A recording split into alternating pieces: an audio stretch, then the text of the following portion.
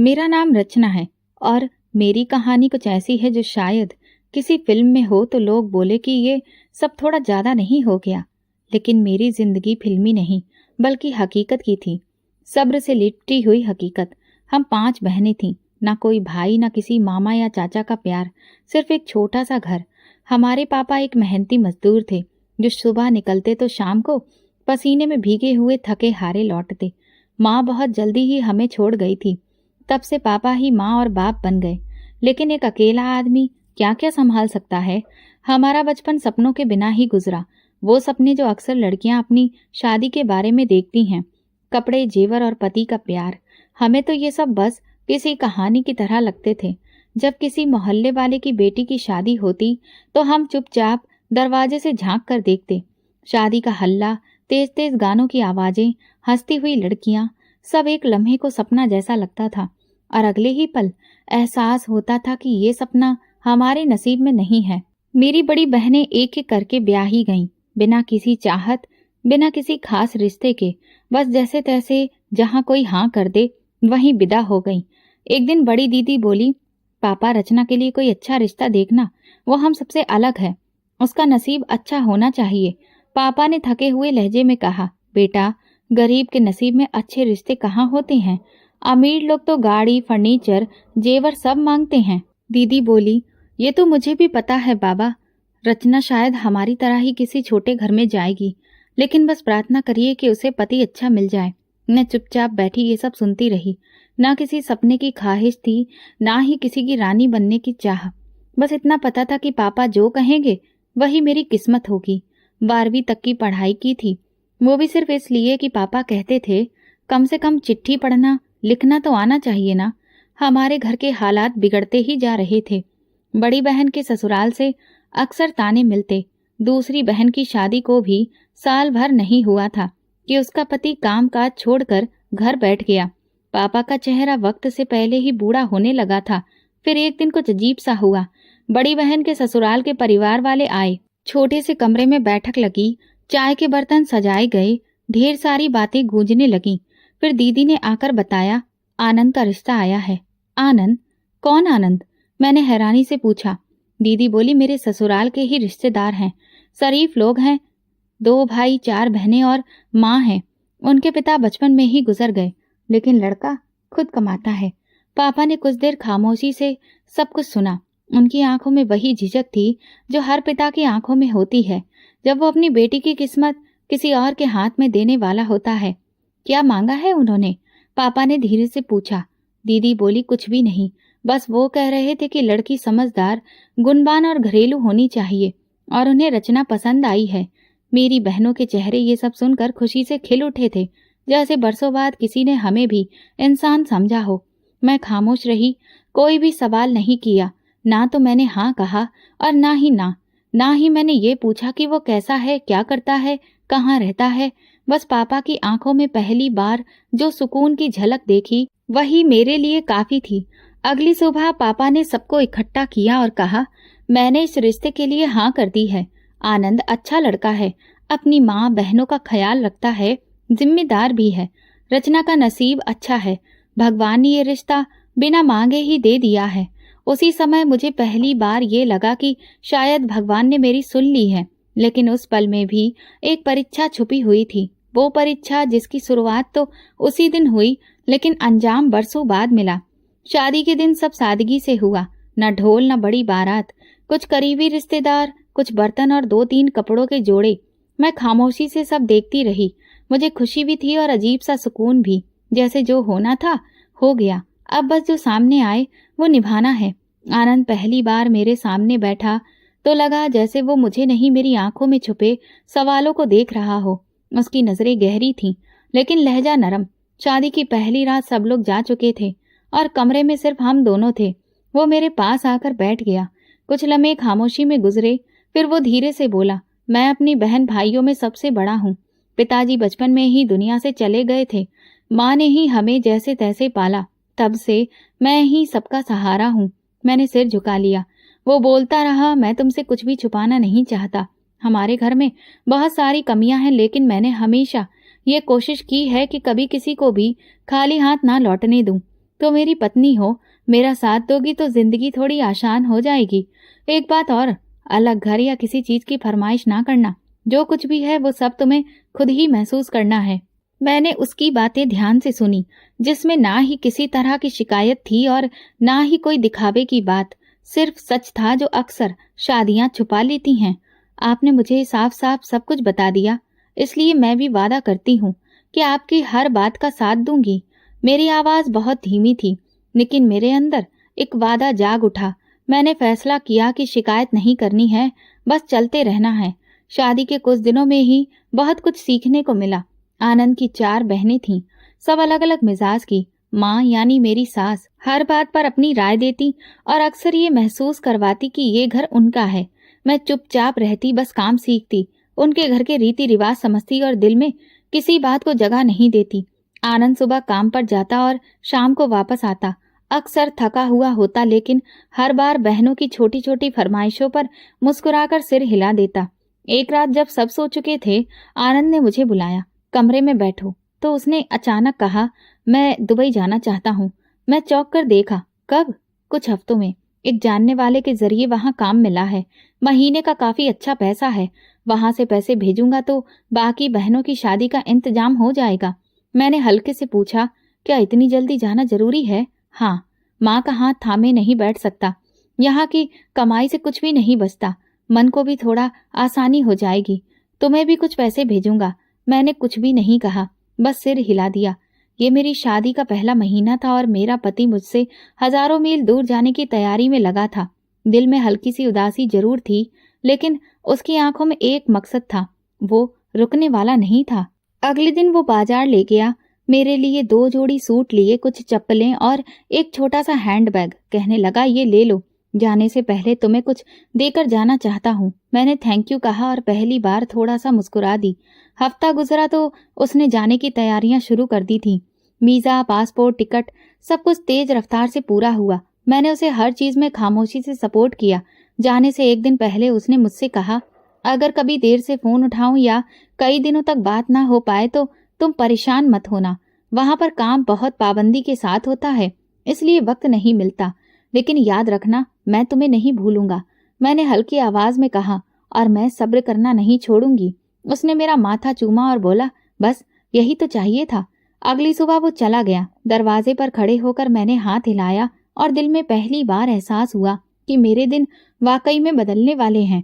कैसे? ये तो बस वक्त ही बता सकता था। आनंद के जाने के बाद घर में जैसे सब कुछ अपनी जगह पर रुक सा गया था। वो छोटा सा कमरा जहां हम कुछ हफ्ते एक साथ गुजार चुके थे, अब खाली खाली सा लगता था। उसकी चारपाई वैसे ही पड़ी रहती थी। सास अक्सर ताना देती, बाहर गए हुए तुम्हारे पति कोई राजकुमार नहीं है। समझ में आया? आनंद ने दुबई पहुंचते ही फोन किया।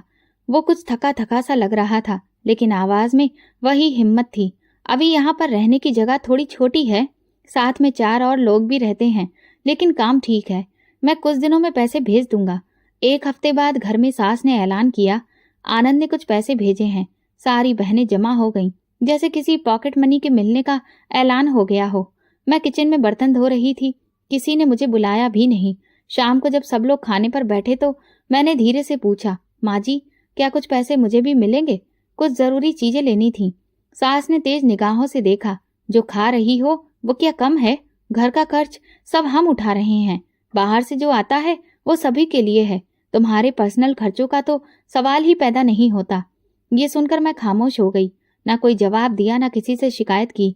रात को आनंद से बात हुई तो वो कहने लगा, मैंने माँ को कहा है कि तुम्हें कुछ अलग से पैसे दे दिया करें। मैंने सिर्फ इतना कहा, किसी से मांगने की आदत नहीं है मुझे, जो मिलता है वही काफी है। उसके बाद पैसे तो आते रहे, कभी महीने बाद, कभी 2 महीने में। मेरी मौजूदगी लेकिन अक्सर नजरअंदाज कर दी जाती थी। नंदे आपस में सैर की बातें करती, मोबाइल पर नए कपड़ों की डिजाइन देखती, और सास एक एक चीज में उनकी हाँ में हाँ मिलाती थी। मैं बस घर के काम करती और अपने कमरे में आकर सूजन वाले पैर दबाने लगती। कभी कभी आनंद से शिकायत करने का दिल करता, लेकिन फोन पर वो थका थका लगता। एक बार कहने लगा, आज 6 घंटे तक खुले आसमान के नीचे काम किया है, गर्दन तक दर्द है, लेकिन पैसे पूरे देने का वादा किए बिना काम नहीं मिलता यहाँ। मैं सुनकर खामोश हो गई। खुद पर शर्मिंदगी महसूस हुई कि अब कुछ कहना भी शायद खुदगर्जी होगी। एक दिन घर में हलचल मच गई। सुबह से ही मेहमान आ रहे थे। सास और नंदे बहुत ही खुशहाल घूम रही थीं। मैं कोने से सुना, 3 बहनों के रिश्ते एक साथ तय हो गए हैं। मुझे बहुत हैरत हुई, इतनी बड़ी बात, और मुझे बताना भी जरूरी नहीं समझा। सास बोली, हमें तो अपनी बेटियों की किस्मत पर नाज है। तीनों एक साथ विदा हो जाएंगी और सब कुछ आनंद के भेजे पैसों से होगा। मैं उस रात छत पर बैठी रही। आसमान साफ था, लेकिन मेरे दिल में बादल थे। बहनों की शादियां एक साथ, मतलब कि बहुत बड़ा खर्चा, कपड़े, दहेज, बारात, खाना, सब। क्या आनंद इतना सब कुछ अकेले कर लेगा? कुछ दिन बाद जब आनंद से बात हुई तो उसने खुद बताया, शायद मैं 3 महीने और रुकूं। एक कंपनी में डबल शिफ्ट करने का मौका मिला है, सैलरी भी ज्यादा होगी। बहनों के लिए हर चीज अच्छी लेनी है। मैं थोड़ा फिक्र करते हुए बोली, इतने दिन तक वहां पर अकेले रहोगे, सेहत का ख्याल रखना, तुम परेशान मत हो। वो बोला, भगवान बहुत बड़ा है, सब कुछ हो जाएगा। अगले दिन सास ने मुझे कपड़ों की लिस्ट पकड़ाकर बोला, तुम बाजार जाओ, ये सारी चीजें देखो, दुल्हनों के लिए हैं, सब चीज अच्छी लेना, पैसों की फिक्र मत करना। मैंने वो लिस्ट पढ़ी, कुछ बोले बिना बाजार गई। कपड़े देखे, सास के कहे शब्द याद रखे, वापस आकर सब कुछ बता दिया। किसी ने शाबाशी नहीं दी, ना ही पूछा कि तुमने कुछ अपने लिए देखा था या फिर कुछ पसंद आया। मैंने फिर काम संभाल लिया, घर की सफाई, दावत का इंतजाम, सामान की लिस्ट, सब कुछ। आनंद ने फोन पर कहा, शादियों के बाद मैं तुम्हारे लिए कुछ जरूर लाऊंगा।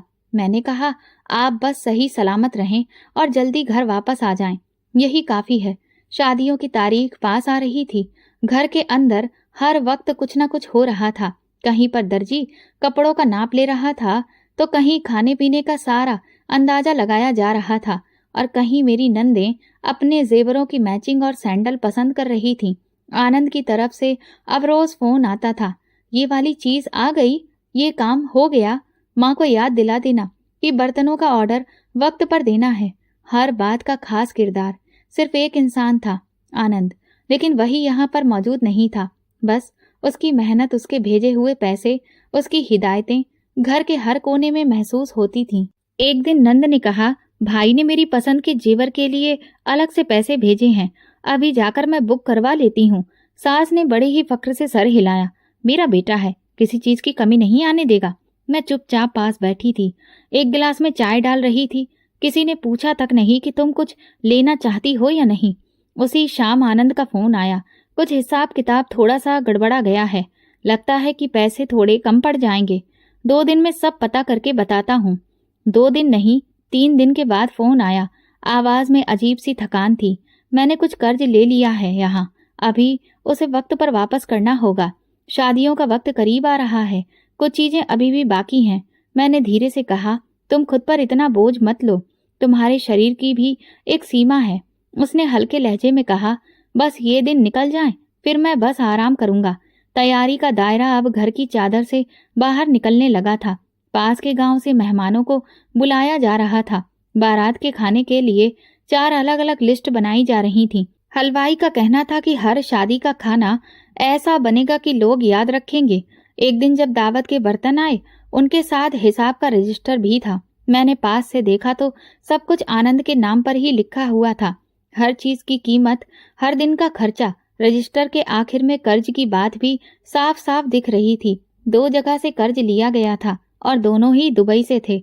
मैंने धीरे से मोबाइल में उन नंबरों को सेव कर लिया, लेकिन कुछ भी नहीं कहा। रात को आनंद का फोन आया। कमर सीधी करने का भी वक्त नहीं मिलता। सुबह काम, शाम को सामान की खरीदारी और फिर बहनों की फरमाइशें। बस सब खुश हो यही चाहता हूँ। और तुम खुश हो? मैंने हल्की आवाज में पूछा।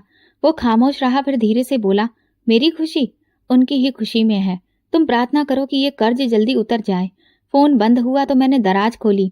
शादी की पहली रात जो सोने का सेट मिला था वो वैसे ही वेलवेट के बॉक्स में रखा हुआ था। मैंने कभी पहना ही नहीं था। मैंने धीरे से उसे हाथ में लिया। वजन बहुत ज्यादा महसूस हो रहा था। अगले दिन उसे साथ लेकर बाजार चली गई। दुकानदार ने वजन किया, कीमत बताई और मैंने उसे बेच दिया। पैसे हाथ में आए तो अजीब सा सुकून महसूस हुआ। शाम को घर आकर मैंने आनंद को फोन किया, तुम्हारा एक कर्ज खत्म कर दिया है। वो चौंक गया। क्या मतलब? मैंने अपनी मुंह दिखाई का सेट भेज दिया है, पैसे भेज दिए हैं, एक उधार खत्म। वो देर तक खामोश रहा, फिर बोला, ये तुम्हें नहीं करना चाहिए था। मैंने कहा, नहीं, ये मुझे ही करना चाहिए था, क्योंकि मैं तुम्हारी बीवी हूँ, तुम्हारी अर्धांगिनी। अगर तुम्हारे पैसे पर मेरा हक है तो तुम्हारे कर्ज में भी मेरी हिस्सेदारी है। कुछ देर बाद उसने बस इतना कहा, भगवान तुम्हें बहुत देगा। उसी रात शादी के लिए तैयार जेवरात आ गए। नंद एक एक करके पैकेट खोल रही थी। शोर, हंसी, चमक, सब कुछ जैसे एक फिल्मी मंजर था। मैं दरवाजे के पास खड़ी सब देख रही थी। अचानक छोटी वाली नंद बोली, भाई से कह देना कल तक गाड़ी का भी बंदोबस्त हो जाए। मेरे ससुराल वाले चाहते हैं कि उन्हें गाड़ी मिले। सास बोली, मैं खुद बात करती हूँ, वो मना नहीं करेगा। मैं वो लम्हा भी खामोशी से गुजार गई। आनंद की मेहनत, उसके शरीर की थकान और बहनों की फरमाइशें सब मेरे अंदर एक हल्की सी जंग छोड़ते जा रहे थे। शादी की तैयारी पूरी हो गई। 3 दिन के बाद अंदर 3 बारातें। हर बारात में खुशी, शोर, तोहफे, खाना और आनंद का पैसा शामिल था, लेकिन वो खुद उनमें से किसी बारात में शामिल नहीं था। जब सारी बहनें विदा हो गईं और घर के कमरे खाली हो गए तो सास ने कहा, सब कुछ ठीक हो गया, किसी चीज की कोई कमी नहीं हुई। आनंद ने भाई होने का हक अदा किया है। मैंने दिल में सोचा, पति होने का हक भी उसने निभाया है, बस किसी ने नहीं देखा। शादियों की रौनक खत्म हुई तो घर एकदम से सूना हो गया। इस दौरान एक रात शरीर में अजीब सी थकान महसूस हुई। पहले लगा बस थोड़ी कमजोरी का असर है, लेकिन अगले दिन तेज बुखार ने मुझे बिस्तर से लगा दिया। शरीर टूट रहा था, सिर भारी हो गया था और कमर में ऐसा दर्द कि उठकर बैठना मुश्किल था। शाम होते होते घुटने के एक तरफ जलन सी महसूस होने लगी। सास कमरे में आई। मैंने हिम्मत करके कहा, माँ, दवा के लिए कुछ पैसे दे दीजिए, शायद घुटने में दर्द है और बुखार भी कम नहीं हो रहा। उन्होंने मेरी तरफ देखा जैसे कोई बेकार सी बात कह दी हो। मेरे पास कोई पैसा नहीं है, तुम्हें दवा लेनी है तो आनंद को कहो, वो भेजेगा तो ले लेना।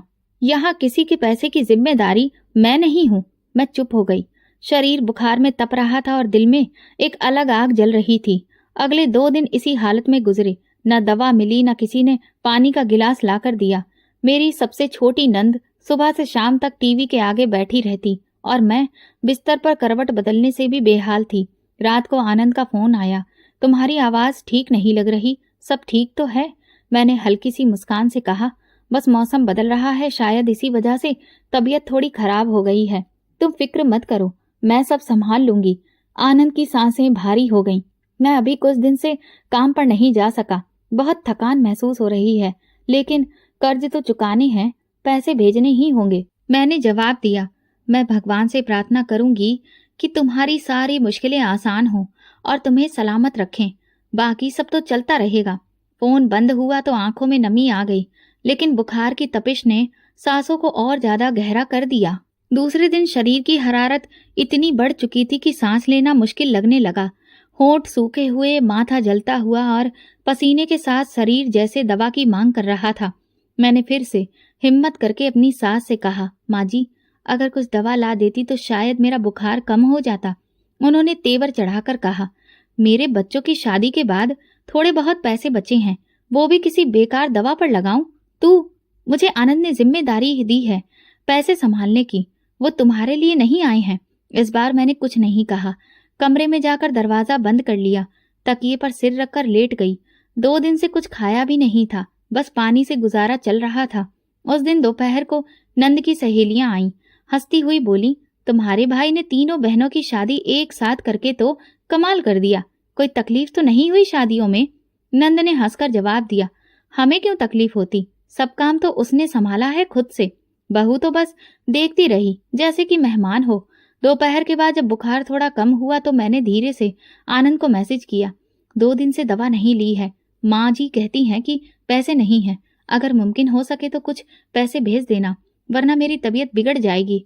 1 घंटे बाद उसका फोन आया, बहुत परेशान लग रहा था। क्या तुम्हें इतना बुखार है और किसी ने दवा भी नहीं दी? मैं अभी कुछ पैसे भेजता हूँ, मैंने तो माँ को पहले ही कहा था कि तुम्हें हर महीने खर्च दिया करें।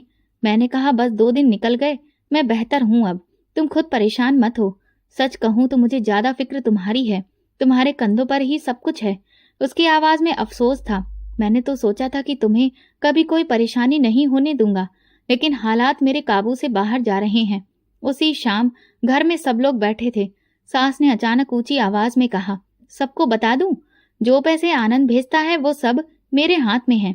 कोई बहू या बाहर वाली उन पर दावा ना करे, वो मेरे बेटे के पैसे हैं, मेरे घर के लिए आते हैं। मैं चुपचाप ये बात सुनकर अंदर चली गई, दरवाजा बंद किया और बिस्तर पर बैठ गई।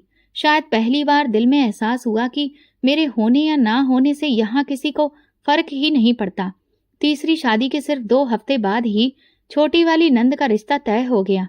ये सब कुछ इतनी जल्दी में हुआ कि घर में एक बार फिर से तैयारियों की गूंज सुनाई देने लगी। आनंद ने दुबई से बताया कि अब वो वापसी की तैयारी कर रहा है। काम का बोझ, शरीर की थकान और अधूरे कर्ज उसकी आवाज में झलकने लगे थे, लेकिन वो रुका नहीं। कहने लगा, बस छोटी की शादी की तैयारी भी अच्छी तरह से हो जाए, फिर मैं वापस आ जाऊंगा, शायद कुछ आराम भी मिल जाए। मैं जानती थी कि आराम उसकी किस्मत में लिखा ही नहीं गया है। दुबई में उसका शरीर जख्मी होना शुरू हो गया था। कभी हाथों पर छाले निकल आते थे तो कभी पैर सूज जाते, लेकिन वो दवा लेने से मना कर देता। कहता, ये बस वक्त की बात है, खुद ही ठीक हो जाएगा। वापसी से एक दिन पहले उसने मैसेज भेजा, मैं आ रहा हूँ। मैंने दिल में कई सारी बातें जमा कर रखी थी, मगर सिर्फ इतना लिखा, मैं इंतजार करूंगी। आनंद वापस आया तो वो नहीं था जो गया था। रंग दब चुका था, चेहरे पर छोटे छोटे जख्म थे और हाथों की खाल छिल चुकी थी। मैंने दरवाजे पर देखा, वो मुस्कुराया। अंदर आते ही सोफे पर बैठ गया। मैंने पूछा, क्या हुआ? गाड़ी चाहिए बारात के लिए, ससुराल वाले मांग रहे हैं। मैंने कहा, तुम्हारी सेहत, तुमने किसी डॉक्टर को दिखाया? अभी मेरे पास वक्त नहीं है, पहले ये शादी भी हो जाए, फिर उसके बाद सब देख लूंगा। अगले दिन सुबह वो बाजार गया। शाम को लौटा तो हाथ में गाड़ी की बुकिंग की रसीद थी। मैंने देखा तो चेहरे पर थकान और आंखों में बोझ था। कर्ज लिया? मैंने उससे पूछा तो उसने सर हिला दिया।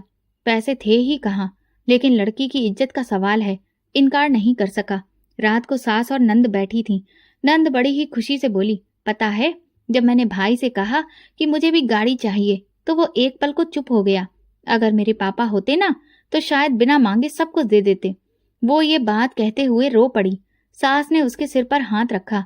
आनंद तुम्हारा बाप भी है और भाई भी, सब कुछ उसी का है। मैं दरवाजे पर खड़ी ये सब सुनती रही। आनंद ने कुछ नहीं कहा, सिर्फ आंखें बंद कर ली। शादी के दिन गाड़ी आई, बारात पहुंची, लोग तारीफ करते रहे।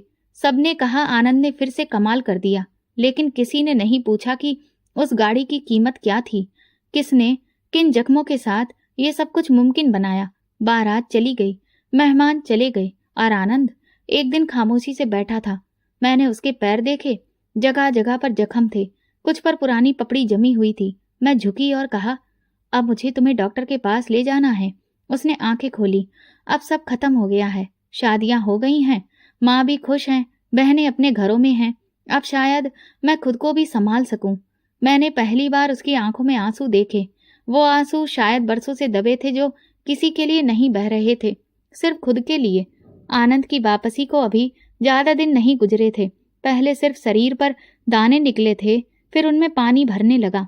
कुछ दिन बाद वे दाने फटने लगे और उनमें से मवाद बहना शुरू हो गया। मैंने कई बार कहा, चलो किसी डॉक्टर को दिखाते हैं, ये साधारण जख्म नहीं लग रहे। वो हर बार यही जवाब देता, बस शरीर थक गया है, कुछ आराम चाहिए, खुद ही ठीक हो जाएगा। मैं रोज उसके जख्मों पर मरहम लगाती, डेटॉल से साफ करती, पट्टी बांधती, लेकिन उसकी बीमारी बढ़ती गई। कभी हाथों पर, कभी पैरों पर, कभी कमर पर जख्मों की संख्या बढ़ती चली गई। एक दिन सास कमरे में आई। आनंद ने कमर मोड़कर पीठ दिखाई तो उनके चेहरे पर घिन वाला भाव आया। ये क्या हो रहा है तुझे? इतने सारे जख्म और ये मवाद? आनंद ने नजरें झुकाई। माँ, पता नहीं क्या है, दर्द भी बहुत होता है, लेकिन अभी डॉक्टर के पास जा नहीं पाया हूँ। सास का लहजा बदल गया। ये बीमारी तो कोढ़ लगती है। वैसी ही है ना? कोढ़? भगवान न करे, लेकिन लगता तो वैसा ही है। मैंने नरमी से कहा, ऐसा कुछ नहीं है, हम डॉक्टर के पास जा रहे हैं। उन्होंने हाथ झटक कर कहा, हाँ हाँ जाओ जाओ, लेकिन इससे पहले सब बता दो, ये बीमारी घर के किसी और को ना लग जाए। मुझे और मेरी बेटियों को कुछ हुआ तो तुम समझ लेना। मैं तो अपनी जिंदगी में इतना कुछ बुरा नहीं किया है जितना ये मेरे बेटे पर सजा बनकर आया है। आनंद सुनकर सिर्फ आंखें बंद कर चुका था, जैसे हर बात उसके अंदर धस रही हो। मैंने कहा, माँ जी, ये कोई सजा नहीं है, बस एक बीमारी है, वक्त पर इलाज हो जाएगा। उन्होंने ताना मारा, वक्त? कौन सा वक्त बाकी है? तुम दोनों तो अब इस घर के लिए बोझ हो गए हो। और हाँ, जो पैसे आते थे वो भी अब बंद हो गए हैं। मैं कुछ कहने वाली थी कि नंद कमरे में आ गई। माँ, मेरी सहेली ने बताया है कि ये कोढ़ की बीमारी होती है और ये फैलती भी है। वो कह रही थी कि उसे तो देखने से भी डर लगता है। सास ने तेजी से कहा, बस अब यही बाकी रह गया था। आनंद, मैंने तुझे पैदा किया, पाला, लेकिन अब ये सब कुछ देखने की हिम्मत नहीं है। तू और तेरी बीबी अब इस घर में नहीं रह सकते। जब तक तुम्हारी बीमारी खत्म नहीं हो जाती, तुम दोनों यहाँ से निकल जाओ। आनंद ने पहली बार सर उठाया। माँ, मैं कहाँ जाऊंगा? जहाँ मर्जी, लेकिन यहाँ नहीं रहोगे। ये घर मेरी बेटी और उनके बच्चों के लिए सुरक्षित रहना चाहिए। तुम जैसे बीमार के साथ रहना गुनाह है। मैंने आनंद का हाथ पकड़ा। चलो, हम निकल जाएंगे। हमें किसी चीज की जरूरत नहीं। उसी रात बिना किसी सामान के हम घर से निकल आए। आनंद बड़ी मुश्किल से चल रहा था। मैंने उसका बाजू पकड़ा। बस कुछ देर और सब्र, और सब बेहतर हो जाएगा। हम दोनों पैदल गांव से कुछ दूरी पर आ गए। एक सुनसान जगह पर पुरानी झोपड़ी नुमा झाड़ियां थीं। हमने अपने पुराने कपड़ों और प्लास्टिक की सीट से एक छायादार जगह बनाई। यही हमारा नया ठिकाना था। बारिश का मौसम पास था। झोपड़ी बार बार टपकती। मैं सारी रात हाथ में छोटा सा कपड़ा लेकर पानी की बूंदों को रोकती रहती और सुबह आनंद के जख्मों की पट्टियां बदलती। पास की कोठी में काम मांगा। सुबह सफाई के लिए 2 घंटे काम करती। काम से वापस आकर खाना बनाती और आनंद की दवा खुद जंगली जड़ी बूटियों से तैयार करती। ना किसी से मदद ली, ना किसी से पूछा। एक दिन काम से लौटी तो देखा कि आनंद के जख्मों से खून बह रहा था। मैंने पट्टी खोली तो देखा कि जख्म गहरा हो चुका था। आनंद ने आंखें खोली। माफ करना रचना, मैं तुम पर बोझ बन गया हूँ। मैंने आंखों में आते पानी को रोका। तुम मेरे पति हो, बोझ नहीं हो। कल मैं पास के शहर जाऊंगी, दवा लेकर आऊंगी। तुम सिर्फ हिम्मत मत हारना। वो हल्के से मुस्कुराया। क्या माँ ठीक कहती थी कि ये बीमारी कोई सजा है? मैंने सिर झटक दिया। नहीं, ये बीमारी तुम्हारी कुर्बानी का नतीजा है, सजा नहीं। तुमने जो किया उसका बदला भगवान देगा। आनंद धीरे से बोला। बदला नहीं, बस तुम्हारा ये साथ ही काफी है। अगली सुबह जब सूरज निकला तो मैं आनंद के लिए फिर साफ पानी ढूंढने लगी। जख्म धोए, पट्टी बदली और फिर काम पर निकल गई। अब जिंदगी हर दिन एक इम्तिहान थी और मैं हर रोज ये साबित कर रही थी कि आनंद अकेला नहीं। जब सब छोड़ जाते हैं तभी असली साथ नजर आता है। झोपड़ी बने हुए अभी कुछ ही दिन हुए थे कि मौसम ने अपना रंग दिखाना शुरू कर दिया। दिन की धूप में झोपड़ी तंदूर बन जाती और रात की हवा जख्मों को जला देती थी। आनंद का शरीर वैसे ही तकलीफ में था। अब उसे गर्मी, नमी और खुले माहौल ने और ज्यादा असर डालना शुरू कर दिया था।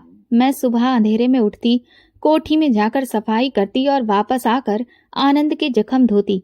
कई बार मेरा शरीर थक कर जवाब देने लगता, लेकिन मैं खुद को कभी भी बैठने की इजाजत नहीं देती थी। एक बार कोठी की मालकिन ने पूछा, तुम्हारे पति कैसे हैं अब? मैंने सिर्फ इतना कहा, जिंदा हैं, बस इतना ही काफी है। वापसी पर जब झोपड़ी नजर आती तो दिल को एक धड़का सा लगता कि ना जाने आज क्या हाल होगा। एक दिन लौटी तो देखा कि आनंद चुपचाप लेटा हुआ था। उसके कपड़े पसीने से भीगे थे और चेहरा पीला था। मैं घबराकर आगे बढ़ी। क्या हुआ? उसने बड़ी मुश्किल से कहा। आज सांस लेने में थोड़ी तकलीफ हो रही है। मैं जल्दी से झोपड़ी के बाहर से पानी का मटका लाई, कपड़ा भिगोकर माथे पर रखा। तुम बिल्कुल भी फिक्र मत करो, मैं आज शहर जाकर दवा जरूर लेकर आऊंगी। कुछ भी हो जाए तुम्हें ठीक होना ही है। आनंद ने धीरे से मेरी तरफ देखा। कब तक तुम ये सब अकेले करोगी? जब तक तुम ठीक नहीं हो जाते, और उसके बाद भी, जब तक ये जिंदगी है। उस दिन मैं बाजार गई, कुछ पुरानी दवा देने वाले हकीमों से बात की। एक जगह से जड़ी बूटियों की पुड़िया मिली जिन्हें पानी के पीने के साथ हिदायत दी गई। वापसी पर मैंने देखा कि आनंद की हालत बहुत ज्यादा बिगड़ चुकी थी। आंखें बुझी हुई और होंठ सफेद। मैंने पुड़िया खोलकर उसे दी। वो बड़ी मुश्किल से बस 2 घूंट ही पी सका। अगले दिन सुबह जब सूरज निकला तो आनंद की सांसें बोझिल हो चुकी थीं। मैं उसके जख्म साफ कर रही थी कि उसने मेरा हाथ पकड़ा। बैठो, कुछ कहना है।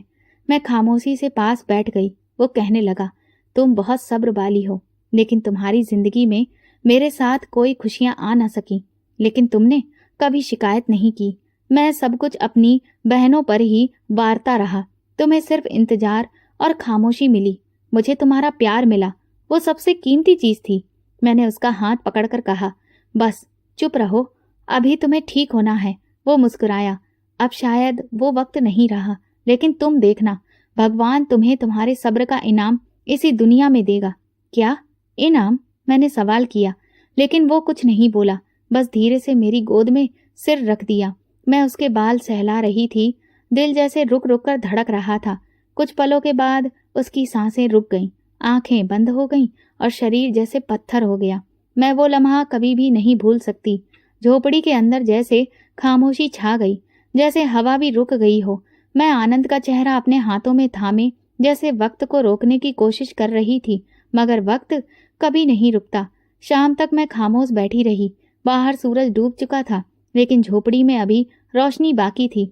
आनंद चला गया था, लेकिन वो मेरी हिम्मत छोड़कर नहीं गया था। उसके शब्द, उसके सपने, उसकी थकी हुई मुस्कान सब मेरे पास थे। अगली सुबह मैं उठी, झाड़ू लगाई, पानी गर्म किया, आनंद को आखिरी बार नहलाया। अंतिम संस्कार करने के लिए मैंने पास में रहने वाले लोगों से मदद ली। किसी ने कोई सवाल नहीं किया, बस एक पुरानी चादर में लपेट कर उसे अंतिम विदाई के हवाले कर दिया। ना किसी ने कफन के लिए पूछा, ना अर्थी के लिए। बस राख का ढेर बचा था, जिसमें वो इंसान बदल चुका था जिसने दूसरों के लिए अपनी जिंदगी कुर्बान कर दी थी। मैं वापस आकर झोपड़ी में गई, एक छोटा सा पत्थर उठाया और उस पर आनंद का नाम लिखा। उस झोपड़ी के कोने में उसे रख दिया। आनंद के जाने के बाद जिंदगी एक और मोड़ पर आ गई। मैं झोपड़ी को साफ सुथरा रखती, उसके नाम के पत्थर को हर सुबह साफ करके एक तरफ रख देती और दिन के बाकी वक्त में कोठी का काम करती। मेरे दुख के दिनों में कोठी वालों ने कुछ राशन भेजा था, लेकिन वो भी कुछ हफ्तों में खत्म हो गया। वक्त जैसे एक सा हो गया था। दिन और रात में कोई फर्क नहीं रह गया था मेरे लिए। दुख के 40 दिन कुछ अजीब से गुजरे। आनंद की आवाज जैसे कानों में गूंजती रहती, भगवान तुम्हें तुम्हारे सब्र का इनाम देगा।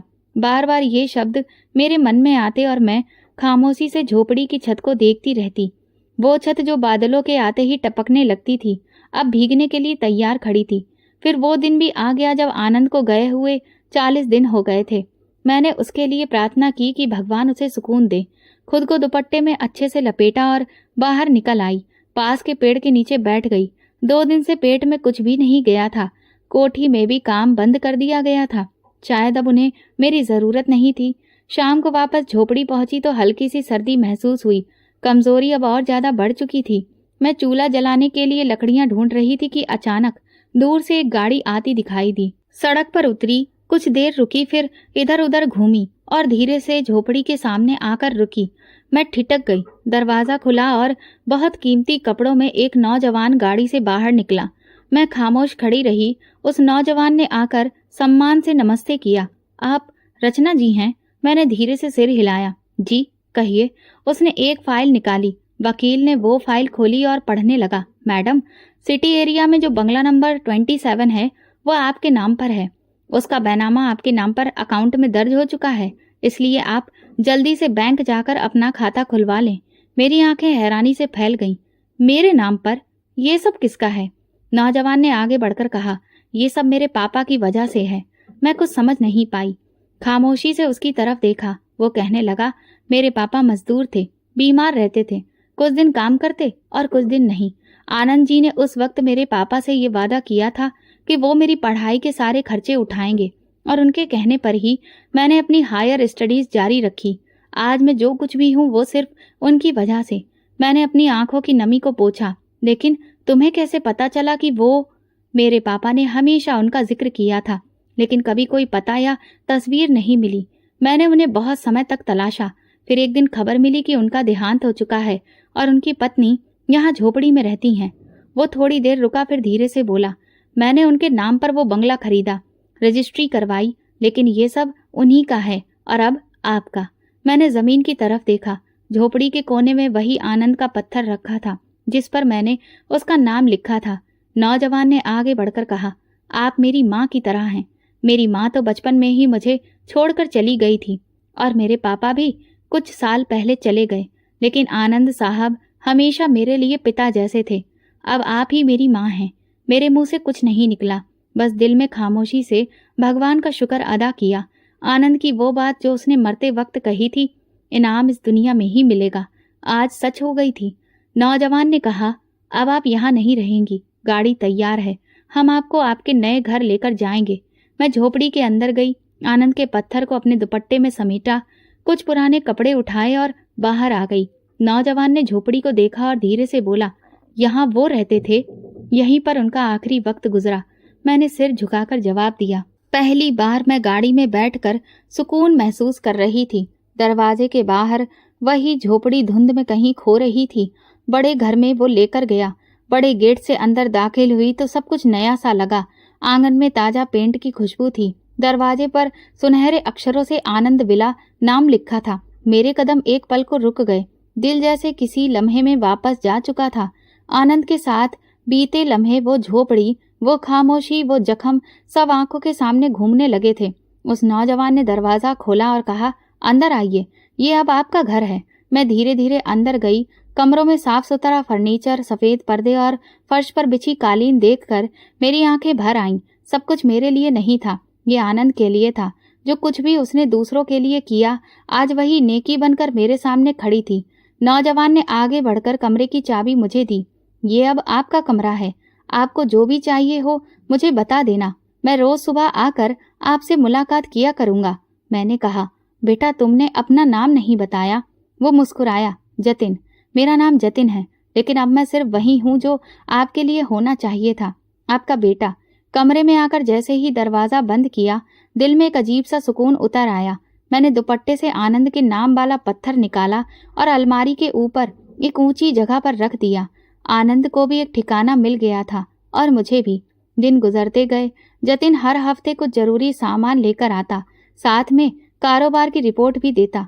पिछले महीने का मुनाफा उसके पिछले महीने से बेहतर रहा। अब हम एक और ब्रांच खोलने की तैयारी में हैं। मैं सिर्फ सुनकर सर हिला देती। मेरे लिए वो कागजी कार्रवाई कोई मायने नहीं रखती थी। मेरे लिए असली अहमियत इस बात की थी कि आनंद का नाम अभी भी जीता जागता था। एक दिन जतिन ने कहा, माँ, मैं चाहता हूँ कि हम कुछ ऐसा करें जिससे आनंद साहब की याद हमेशा कायम रहे। मैंने कुछ लम्हे सोचा, फिर कहा, हाँ, कुछ ऐसा जो दूसरों के दर्द का इलाज करे, जो उन लोगों के लिए हो जिन्हें बीमारी के हालत में ठुकराया जाता है, जैसे आनंद को ठुकराया गया था। जतिन ने धीरे से कहा, हाँ, वो बीमारी नहीं थी, लेकिन लोग उसे सजा कहकर दूर हो गए। अगर एक जगह ऐसी हो जहाँ किसी को कोई ना दुत्कारे, तो वही आनंद का असली नाम होगा। जतिन ने झट से कहा, तो फिर अस्पताल? हाँ, एक अस्पताल आनंद के नाम पर, जहाँ कोढ़ की जिद्दी बीमारियां या भयंकर लाइलाज बीमारियों का इलाज हो और मरीज को इंसान समझा जाए। जतिन ने मेरे सामने फाइल रखी, कल ही हम जमीन देखने जाएंगे। आप प्रार्थना करिए कि हम ये काम जल्दी शुरू कर सकें। अगले दिन हम एक बड़े से खाली प्लॉट पर गए। मैंने चारों तरफ नजर दौड़ाई। जमीन सुनसान थी। मेरे दिल में शोर मच रहा था। मैंने कहा, यही होगा, आनंद यहाँ बसेगा, उनके नाम की पहचान भी यहीं से उठेगी। जतिन ने तुरंत इंजीनियर को फोन किया, इस जमीन को रजिस्टर्ड कर दीजिए, कल तक सारी कागजी कार्रवाई पूरी हो जानी चाहिए। वापसी पर मैं बहुत खामोश थी। जतिन ने पूछा, कुछ परेशान हैं? मैंने कहा, नहीं, बस ये सोच रही हूँ कि आनंद कभी ये सब नहीं मांगता, लेकिन जो कुछ उसने दिया वो कभी नजर नहीं आया। अब वक्त है कि उसका नाम इन दीवारों पर लिखा जाए जो कभी गिरा नहीं करेंगी। अस्पताल के नक्शे, नाम, इंतजाम सब तय कर दिए गए। मैं सिर्फ एक शर्त पर खामोश थी, हर मरीज के लिए दरवाजे खुले हों और हर कमरे के बाहर ये लिखा हो, ये हमदर्दी का घर है, एहसान का नहीं। जतिन हर काम में मेरी बात मानता। एक दिन उसने कहा, माँ, आपके लिए भी कुछ सोचा है, एक मदद का फंड जो उन औरतों के लिए हो जिन्हें पति छोड़कर चले गए या फिर जिन्हें ससुराल से निकाल दिया गया। मैं उसकी तरफ देखने लगी। उनके लिए कुछ जरूर होना चाहिए, क्योंकि ऐसी औरतें अगर कमजोर हो जाएं तो नस्ल बिखर जाती है। जतिन ने हंसते हुए कहा, तो फिर ये भी आनंद साहब के कामों में शामिल हो जाएगा। अस्पताल के काम की शुरुआत हो चुकी थी। आनंद के नाम की तख्ती का डिजाइन तैयार किया जा रहा था। मैं रोज जाकर वहां बैठती, ईंटों को लगता देखती, दीवारों को उठते देखती, जैसे आनंद की कुर्बानियां उन ईंटों में कैद हो रही हों। अब मेरा वक्त झोपड़ी से निकलकर आसमान में बदल गया था। वो आसमान जिस पर वो नाम लिखा जा रहा था, जो कभी सुना भी नहीं गया था, मगर अब कभी भुलाया नहीं जाएगा। अस्पताल की बिल्डिंग पूरी हो चुकी थी। दीवारों पर सफेद पेंट हो चुका था, दरवाजे लग चुके थे और एंट्रेंस गेट पर आनंद मेमोरियल अस्पताल नाम बड़े से बोर्ड पर लिखा जा चुका था। अस्पताल के उद्घाटन का कार्यक्रम साधारण रखा गया था। जतिन ने बताया, हमने पहले दिन ही ओपीडी मुफ्त रखी है ताकि आसपास के गांव वाले भी आएं। मैं सुबह सुबह अस्पताल जाते हुए सब तरफ का जायजा लेती, मरीजों से बात करती और शाम को वापस आकर आनंद के कमरे में बैठती जहां उनके नाम की तख्ती लगी हुई थी। वो कमरा मेरा सुकून था। यहाँ मैं खामोशी से प्रार्थना करती और कभी कभार बस बैठकर सब कुछ सोचती जो पीछे रह गया था। एक दिन जतिन ने आकर बताया, आज एक नई मरीज है, हालत काफी खराब है, शरीर पर पुराने जख्म हैं, कुछ कोड़ जैसे निशान भी। मैंने अस्पताल के स्टाफ से फाइल मंगवाई, नाम देखा, शांति देवी, उम्र देखी, पता देखा। एक पल को दिल जैसे पत्थर हो गया। ये तो मेरी सास का नाम था। मैंने नर्स से पूछा, क्या वो अकेली आई हैं? नर्स ने बताया, 2 औरतें साथ आई हैं, दोनों उनकी बेटियां हैं। मैंने धीरे से इशारा किया, उन्हें अस्पताल के वार्ड में रखो और जब वो होश में आए तो मुझे जानकारी देना। कई घंटे गुजरे। शाम के आसपास जानकारी मिली कि मरीज होश में आ गई हैं और बार बार पानी मांग रही हैं। मैं चुपचाप कमरे में गई, दरवाजे पर पहुंचकर पहले रुकी। दरवाजा खोला तो मेरी सास बिस्तर पर लेटी थी। दोनों नंदे एक तरफ खड़ी थीं, खामोश, कमजोर और हैरत से भरी। मेरी नजर जैसे कमरे के अंदर नहीं, एक पुराने वक्त की गली में जा रही थी। शांति देवी ने मुझे देखा तो आंखें खुली की खुली रह गईं। रचना जी? मैंने सर हिलाया। मैं रचना हूँ और ये अस्पताल आनंद के नाम पर है। कमरे में खामोशी छा गई। मेरी सास के चेहरे पर वही तकलीफ थी जो कभी आनंद के चेहरे पर थी। हाथों पर जख्म, पांव पर निशान और आवाज में कपकपाहट की आवाज। मैं तुम्हें पहचान गई। तुम यहाँ? हाँ, मैं यही हूँ जहाँ से मुझे निकाला गया था। वहीं से भगवान ने मुझे उठाया है। एक ननद रो पड़ी, हमें माफ कर दो रचना, हम बहुत गलत थे। भाई के जाने के बाद सब कुछ बिखर गया। पति ने घर धोखे से अपने नाम करवा लिया और हमें दर दर भटकने के लिए छोड़ दिया। माँ की बीमारी ने सब कुछ खत्म कर दिया। मैंने चुप रहने को कहा। अब बातों का वक्त नहीं है, इलाज का वक्त है। शांति देवी ने मेरी तरफ देखा। मैं जानती हूँ ये बीमारी सजा है। मैं भी यही कहा था आनंद को, और आज खुद इसी हालत में आ गई हूँ। मैंने उनकी तरफ देखा, पानी का गिलास बढ़ाया। मैं दरवाजे तक आई, फिर पलट गई। ये अस्पताल आनंद का है। वही इंसान जिसे तुमने बोझ समझा, जिसे तुमने घर से निकाला, वही आज तुम्हें छांव दे रहा है। सास ने सिर झुका लिया। मैं शर्मिंदा हूँ, लेकिन मेरे पास आपसे माफी के सिवा कुछ भी नहीं। मैं दरवाजे से बाहर आई। जतिन मेरी राह देख रहा था। माँ, आप वहीं थी? हाँ, वही थी। वक्त ने उन सबको वहीं पर ला खड़ा किया जहाँ हम कभी छोड़ दिए गए थे। जतिन ने पूछा, आपने यहाँ रखना चाहेंगी? मैंने धीरे से कहा, हाँ, यहाँ कोई किसी को नहीं निकालता। ये जगह इंसानों के लिए है, बदले के लिए नहीं। हम दोनों खामोशी से अस्पताल के मुख्य दरवाजे तक आए। सूरज डूब रहा था।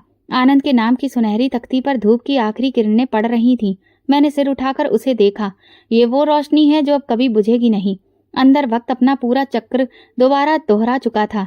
अस्पताल में अब मरीजों की भीड़ कुछ कम हो गई थी। अस्पताल के स्टाफ को भी कुछ फुर्सत मिलने लगी थी। मैं सुबह जल्दी जाकर आनंद के कमरे में बैठती, पहले डॉक्टरों की रिपोर्ट लेती और फिर दिन के किसी पल वार्ड का चक्कर लगा लेती। शांति देवी का इलाज जारी था। वे अब थोड़ा ठीक होने लगी थी, मगर उनके अंदर एक और जख्म खुल गया था जो वक्त के साथ सिर्फ शर्मिंदगी से टपक रहा था। जतिन ने एक दिन आकर कहा, आज शांति देवी बार बार कुछ पूछ रही थी, शायद कुछ कहना चाहती हैं। मैं दोपहर को उनके कमरे में गई। नन्नद हमेशा की तरह खामोश बैठी थी। शांति देवी मुझे देखते ही उठने की कोशिश करने लगी, लेकिन मैंने जल्दी से हाथ से रोका। आप लेटी रहिए आराम से। उन्होंने लड़खड़ाती हुई आवाज में कहा, मुझे तुमसे कुछ कहना है। मैं पास में ही बैठ गई। मैंने तुम्हें बहुत दुख दिए, हर वो बात कही जो एक औरत के दिल को तोड़ती है। आनंद को उसके आखिरी दिनों में दुत्कारा, तुम दोनों को घर से निकाला। तुम्हारा दुख मुझे आज मेरे शरीर में महसूस हो रहा है। हर जख्म, हर जलन मुझे मेरी जुबान का जवाब दे रही है। मैंने एक लम्हे के लिए उनकी आंखों में देखा। उन आंखों में वो गुरूर नहीं था जो कभी हर शब्द में छुपा रहता था। मुझे माफ कर दो रचना। अगर तुम माफ नहीं करोगी तो मैं शायद इस एहसास के बोझ से ही मर जाऊंगी। बाहर बारिश शुरू हो चुकी थी। खिड़की की शीशों पर बूंदें थीं, जैसे वक्त भी अपने गुनाहों पर माफी मांग रहा हो। मैंने धीरे से कहा, अगर मैं माफ ना करती तो जो सब्र मैंने आनंद के साथ किया वो सब बर्बाद हो जाता। मेरे लिए माफ करना फर्ज था, ताकि जो मैंने खोया वो बेकार न जाए। शांति देवी की आंखों से आंसू बहने लगे। नंदे भी रोने लगीं। मैं खामोशी से उठी और बाहर आ गई। जतिन ने पूछा, क्या उन्होंने कुछ कहा जो एक माँ बरसों बाद कह पाती है? वो कहा। दिन गुजरते गए। शांति देवी का इलाज पूरा हुआ, लेकिन वो जाने के काबिल नहीं रही। उनके लिए फिर अस्पताल में एक कमरा बुक कर दिया गया, जहां वे आराम से रहने लगीं। नंदे भी कभी कभार उनके साथ रहती, कभी कमरे के कोने में सिलाई करती नजर आती और बाकी वक्त खामोशी में खोई रहती। जतिन ने एक दिन कहा, माँ, आप चाहें तो कुछ वक्त के लिए बाहर चली जाइए, आराम करने के लिए। अब सब कुछ संभाल लिया जाएगा। मैंने मुस्कुराकर जवाब दिया, आराम की तलाश में तो उम्र गुजर गई है। अब ये सुकून है जो मेरे पास है, यही काफी है। कुछ दिन बाद एक पुराने जानने वाले ने कहा, तुम्हारे जैसी औरत को अकेले नहीं रहना चाहिए, दोबारा शादी कर लो, तुम्हारे आगे अभी बहुत उम्र पड़ी है, जिंदगी दोबारा शुरू हो सकती है। मैंने नरमी से कहा, मेरी जिंदगी दोबारा नहीं, पूरी हो चुकी है। एक औरत जब अपनी मोहब्बत को आखिरी सांस में पुकारती है, वो रिश्ता कभी खत्म नहीं होता। आनंद के बाद मेरे लिए किसी और नाम की गुंजाइश ही नहीं बची थी। शाम को आनंद के कमरे में जाकर मैंने उसकी तख्ती को साफ किया और देर तक खामोश बैठी रही। दीवारों पर आनंद द्वारा बनवाए गए मरीजों के राशन कार्ड लगे थे, जो उसने दुबई से भेजकर बनवाए थे और मैं संभाल कर रख चुकी थी। वो सब कुछ जो उसने किसी के लिए किया मेरी नजरों के सामने था। वक्त चल रहा था, अस्पताल का दूसरा ब्लॉक भी बनकर तैयार हो गया था। एक दिन जतिन ने आकर कहा, हम चाहते हैं कि अस्पताल के ऑडिटोरियम का नाम आपके नाम पर रखा जाए। मैंने तुरंत इनकार कर दिया, नहीं, वो आनंद का ही रहेगा। मैं तो सिर्फ उस नाम को संभालने वाली एक साया हूँ, असली चिराग तो वही था। जतिन ने गर्दन झुका ली, जी, जैसा आप चाहें। उसी दिन सूरज जरा तेज निकला था। मैंने लॉन में कुर्सी रखवा ली और आनंद के कमरे की तरफ उसका रुख कर लिया। बाहर कुछ परिंदे चहचहा रहे थे। मैंने दिल ही दिल में कहा, आनंद, तुमने जो सपना अधूरा छोड़ा था, मैंने उसे पूरा कर दिया। अब तुम आराम से सो सकते हो और मैं सोना नहीं चाहती, क्योंकि मेरे पास वो सब है जो कभी सिर्फ तुम्हारे शब्दों में होता था। मोहब्बत, वफादारी और सब्र की जीत। सच्ची मोहब्बत, कुर्बानी और सब कुछ कभी बेकार नहीं जाते। तो दोस्तों, अगर आपको हमारी कहानी पसंद आई हो तो कमेंट करके ज़रूर बताएं। वीडियो को लाइक करें और ज़्यादा से ज़्यादा शेयर करें। अगर आप चैनल पर नए हैं तो सब्सक्राइब जरूर करें और नोटिफिकेशन बेल को दबाएं, ताकि अगली अपडेट सबसे पहले आपको मिले।